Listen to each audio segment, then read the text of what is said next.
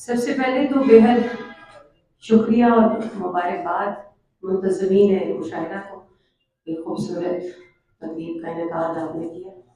گرچہ science کا دور ہے اور فی زمانہ فنون لطیف کی وہ قدر و اہمیت نہیں جو کبھی ہوا کرتی تھی، لیکن دور کوئی بھی ہو، ادب ہو یا دیگر فنون لطیفہ، ہمیشہ ان کی ضرورت رہی ہے اور رہے گی، کیونکہ بقول اقبال کائنات کے ہر ذرے میں روح ہوتی ہے، جیسا کہ قرآن پاک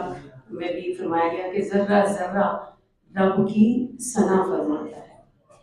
تو ظاہر ہے کہ ذرے ذرے کی روح موجود ہے، ہر شے کی روح ہے، اسی طرح معاشرے کی بھی روح ہے۔ معاشرے کا جسمانی وجود سائنس سے پنپتا ہے، نشو و نما پاتا ہے، لیکن روحانی وجود کے پنپنے اور نشو و نما پانے کے لیے ادب کی بہت اہمیت ہے۔ تو قابل تحسین ہیں وہ لوگ جو ادب پرور ہیں، ادب کی ترویج کر رہے ہیں اور ایسی تقاریب کا انعقاد کر کے معاشرے کی نشو و نما، روحانی طور پر نشو و نما کرنے کا فریضہ سر انجام دیتے ہیں، کیونکہ وہ نہیں جانتے کہ کھل اٹھے، بلکہ میں کہوں کہ یقیناً وہی جانتے ہیں کہ کھل اٹھے کس کی بات کو سن کر، خاموشی اوڑھے یہ فسردہ لوگ، اور جانے کس کی نظر سے جی اٹھے شہر الفت کے نیند مردہ لوگ۔ تو محترم ندیم بابر صاحب، آپ کو خوش آمدید، خصوصی طور پر آپ بلے والا تشریف لائے، اور جو کتاب مجھے مضمون کے لیے دی گئی جنوں سے پہلے، اس میں آپ کا ایک مضمون میری نظر سے گزرا، اور اسی پر آپ کی بات سے میں کچھ آغاز کروں گی اس کتاب پر اپنی بات کا، کہ آپ نے ایک بات بڑی خوبصورت اس میں کہی کہ شاعری کسب نہیں بلکہ الہام ہے، اور وہ جو کسب ہے وہ کسی الہام کی گونج ہے۔ تو آپ کی بات کی یقیناً تائید کرتے ہوئے کچھ اضافہ آپ کی اجازت سے فرمانا چاہوں گی کہ شاعری الہام سے کسب اور کسب سے الہام کا سفر ہے۔ صرف الہام بھی ہو سکتی ہے، مگر میری رائے میں سب کے لیے نہیں، بلکہ اللہ کے ان برگزیدہ بندوں کے لیے جن کا ذکر آپ نے نام لے کے فرمایا، کیونکہ ان پر تو اللہ کی خاص عطا ہے، گرچہ اس عطا کے پیچھے بھی کوئی کسب ہے جو شاید کسی اور طرح کا ہے، وہ ہم عام انسان سمجھ نہیں سکتے، تبھی تو انہیں کشف، وجدان اور الہام جیسی عطا نصیب ہوتی ہے۔ تو جیسے آپ نے فرمایا ان کے نام مولانا روم ہیں، بابا فرید ہیں، سلطان باہو ہیں اور بلے شاہ اس قبیل کے لوگ ہیں۔ البتہ عام شاعر الہام سے کسب اور کسب سے الہام کی طرف بڑھتا ہے۔ اچھا، یہ بھی ایک حقیقت ہے کہ شاعر عام ہوتا نہیں ہے، شاعر تو ہے ہی خاص، لیکن بہرحال اگر ہم اس کو سمجھیں تو شاعر کے 3 درجات ہو سکتے ہیں، 3 اقسام ہو سکتی ہیں: الہام کے شاعر، دوسرے الہام اور کسب کے شاعر، اور تیسرے صرف کسب کے شاعر، جو گرچہ شاعر ہیں نہیں لیکن بننے کی کوشش کرتے ہیں، یہ نہ جانتے ہوئے کہ شاعر بنتا نہیں ہوتا ہے۔ تو میں جو بات کر رہی ہوں عام شاعروں کی، وہ دوسرے درجے کے شاعر ہیں جو الہام اور کسب دونوں سے تعلق رکھتے ہیں۔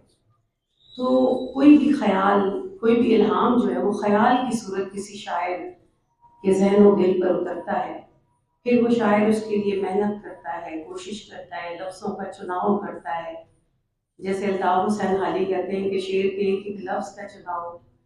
ایسے ہے جیسے 70 کنووں میں جھانکنا، تب کہیں جا کے خوبصورت مصرے کی شکل نظر آتی ہے۔ علامہ اقبال کے ایک کسی خوبصورت شعر کی تعریف کرتے ہوئے کسی نے کہا کہ علامہ آپ کا فلاں شعر بہت ہی پیارا ہے، تو آپ نے کہا 36 بار تبدیل ہوا ہے، تو خوبصورت نہ ہوتا، بہترین نہ ہوتا تو کیا ہوتا؟ تو شاید یہی قسم ہے، یہی قسم ہر شاعر جو ہے وہ اس سے گزرتا ہے، اور جب اس میں محنت، ریاضت، خلوص، سچائی بڑھتی چلی جاتی ہے تو ایک مقام ایسا آتا ہے کہ وہ پھر کسب سے الہام کی طرف اپنا سفر اس کا نظر آتا ہے۔ ارشد ندیم ارشد کے ہاں الہام اور کسب کا بہترین امتزاج نظر آتا ہے. فرماتے ہیں حسن امکان کہیں پر بھی تو ہو سکتا ہے، عرش پر ہے جو زمین پر بھی تو ہو سکتا ہے، اور صرف محراب ضروری تو نہیں ہے ارشد، بدنما داغ جبیں پر بھی تو ہو سکتا ہے. بڑا خوبصورت الہام ہے اور بڑا ہی خوبصورت کسب ہے جس میں الفاظ کے چناؤ کا یہ کام کیا گیا ہے. تو اس کتاب کا نام جنوں سے پہلے رکھا گیا ہے. اس میں شاعر کی کثر نفسی اور انکساری نظر آتی ہے، کیونکہ جس قدر شدت شوق، وارفتگی، خلوص اور سچائی اور گہرائی اس کتاب کے لفظ سے ٹپکتی ہے، تو وہ قطعاً جنوں سے پہلے کی بات نہیں ہے، بلکہ بات کی بات ہے کہ عشق کی آخری منزل جنون ہے انجو، اس سے پہلے تو بس کہانی ہے، اس سے پہلے تو بس کہانی ہے. تو ارشد ندیم ارشد کے ہاں ہمیں بات قصے کہانی سے بہت آگے نظر آتی ہے. فرماتے ہیں کہ مجھ کو اس وصل کے لالچ سے بچا کر رکھنا، ہونا ایسا کہ میرا عشق فنا ہو جائے. تو جو ایسا شعر کہے وہ فنا کی حقیقت کو بخوبی جانتا ہے، اور جو فنا کو جانتا ہے وہی تو بقا کا مسافر ہے. تو فرماتے ہیں عشق تھا، میں تھا، شبستان تھا جنوں سے پہلے، یوں کہاں چاک گریباں تھا جنوں سے پہلے، اور اب مجھے شعر نگاراں کی طرح لگتا ہے میں تو اس دشت سے نالاں تھا جنوں سے پہلے. تو یہ تو ساری باتیں جنوں کے بعد کی ہیں.